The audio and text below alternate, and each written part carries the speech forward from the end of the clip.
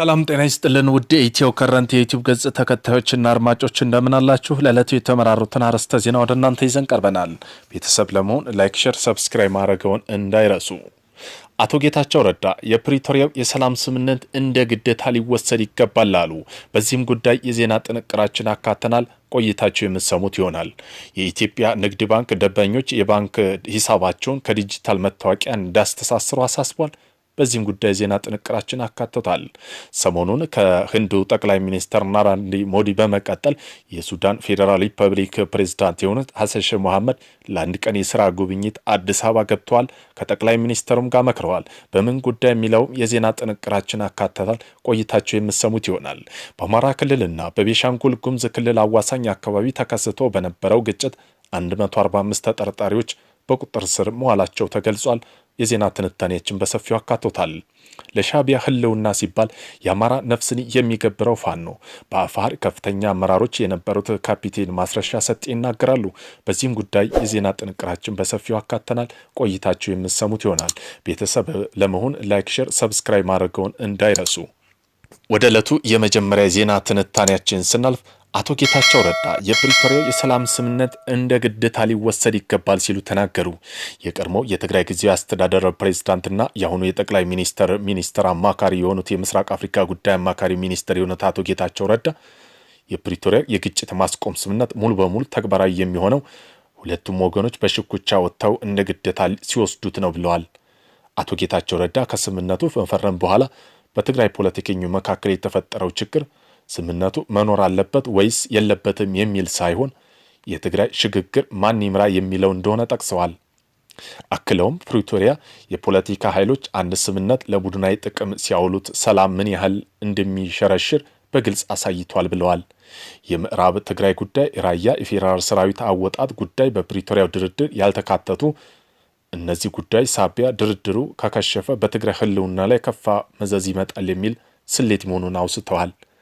በፌዴራል መንግስት ተደራዳሪ ልዑክ ወደፊት በትግራይ የሚቋቋመው ጊዜያዊ አስተዳደር በምዕራብ ትግራይና ራያ ላይ ቁጥጥር እንዳይኖረው የሚከለክል አንቀጽ ለማስገባት ተሞክሮ እንደነበር አቶ ጌታቸው ረዳ የጠቀሱ ሲሆን ሆኖም ግን የአንቀጽ ቢገባ ድርድሩ ይከሽፍ ነበር ብለዋል።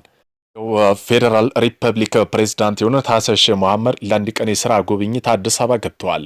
በጠቅላይ ሚኒስትር አብይ አህመድ በቦሌ ዓለም አቀፍ አውሮፕላን ጣቢያ አቀባበል ተደርጎላቸዋል። መሀል ላይ ተፈጥሮ የነበረው የግንኙነት ጋፕ በኋላ ፕሬዝዳንቱ በዚህ ዓመት በ3 ጊዜ በላይ አዲስ አበባ መምጣታቸው ታውቋል። በአማራና በቤኒሻንጉል ጉሙዝ አዋሳኝ አካባቢ ተነስቶ በነበረው ግጭት 145 ሰዎች በቁጥጥር ስር መዋላቸው ተገለጸ። ቀስትና ዘመናዊ ጦር መሳሪያም ተይዘዋል። በአማራና ቤኒሻንጉል ጉሙዝ ክልል አዋሳኝ አካባቢ የተከሰተ የጸጥታ ችግር በዘላቂ ለመፍታት ኮማንድ ፖስት መቋቋሙ ይታወቃል። የቤኒሻንጉል ጉሙዝ ርዕሰ መስተዳደር አቶ አሻድሊ ሐሰን ጨምሮ ከፍተኛ የሥራ ኃላፊዎች የተሳተፉበት የኮማንድ ፖስት አፈጻጸም ግምገማ ተካሂዷል።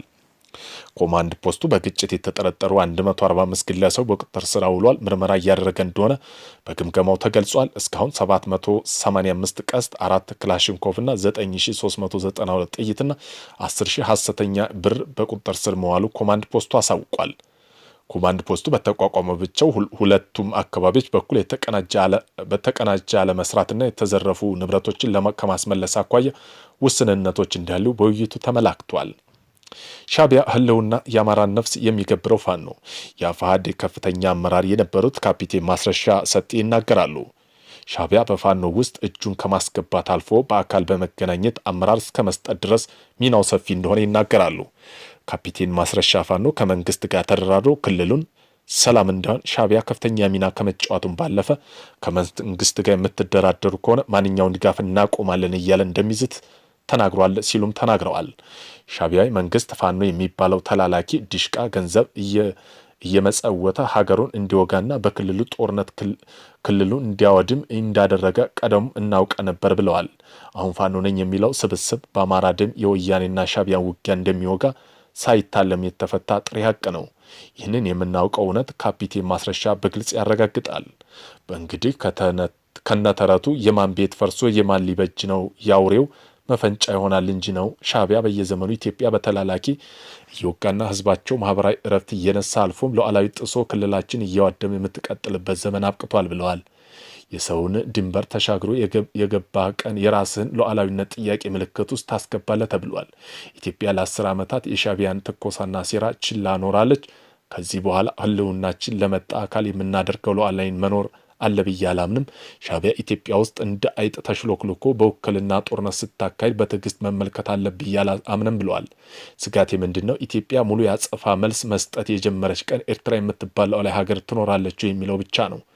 ኢትዮጵያና ህዝብ ከኤርትራ ህዝብ ጋር ችግር የለበትም። እውነት ለመናገር የኢትዮጵያ ኤርትራ እርቅ የጠቀመው የኤርትራ ህዝብን ማንኛውም የጎረቤት ሀገር ኤርትራ ወገኖች በኢትዮጵያ ውስጥ በመምጣት ይነግዱ ይኖሩ ሀገራቸው የሌላ ነጻነት የንግድ ስርዓት ጎረቤት ሀገር ኢትዮጵያ ላይ እንደ ዜጋ ሁሉ ያደርጉ እነዚህ ስደተኞች ነበሩ።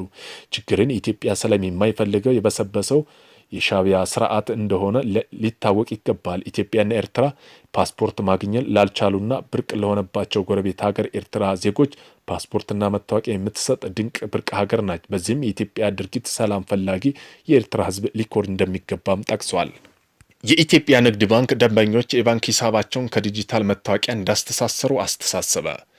ባንኮች ደንበኞችን የባንክ ሂሳብ ከፋይዳ ብሔራዊ ዲጂታል መታወቂያ ቁጥር ጋር ካላስተሳሰሩ ከተቀመጠው የጊዜ ገደብ በኋላ ምንም አይነት የባንክ አገልግሎት ማግኘት እንደማይችሉ አስታውቋል። ባንኩ ባወጣው መግለጫ ደንበኞች ወደ የትኛውም የንግድ ባንክ ቅርንጫፍ በመሄድ ባለ 16 አሃዝ የፋይዳ አካውንት ቁጥራቸውን በማቅረብ ከሂሳባቸው ጋር ማግኘት እንዳለባቸው አስጠንቅቋል። ባንኩ በአዲስ አበባ፣ ሐረር፣ ድሬዳዋ ደንበኞች ከጥር 1 2018 ማስተሳሰር እንደሚችሉ ገልጾ ከጥር 2 2018 ጀምሮ ግን ግዴታ እንደሚሆን አስታውቋል። በትልልቅ የክልል ከተሞች፣ ወረዳ ዋና ከተሞች ደንበኞች እስከ ጥር 30 2018 ድረስ የጊዜያዊ ገደብ የተሰጣቸው ሲሆን የግዴታ አፈጻጸም በየካቲት 2 ቀን 2018 ጀምሮ ይተገበራል ተብሏል። ይህ አዲስ አሰራር ኢትዮጵያ ብሔራዊ ባንክ ከህዳር 25 ቀን 2018 ዓመተ ምህረት በሁሉም የፋይናንስ ተቋማት ካስተላለፈው መመሪያ ጋር የተያያዘ ሲሆን መመሪያው ሁሉም ባንኮች፣ ማይክሮ ፋይናንስ ተቋማትና ኢንሹራንስ ኩባንያ የደንበኞች መረጃ ከቬሪፋይዳ ዲጂታል መታወቂያ ዳታቤዝ ጋር እንዳናብብ የሚያዝ ነው ተብሏል።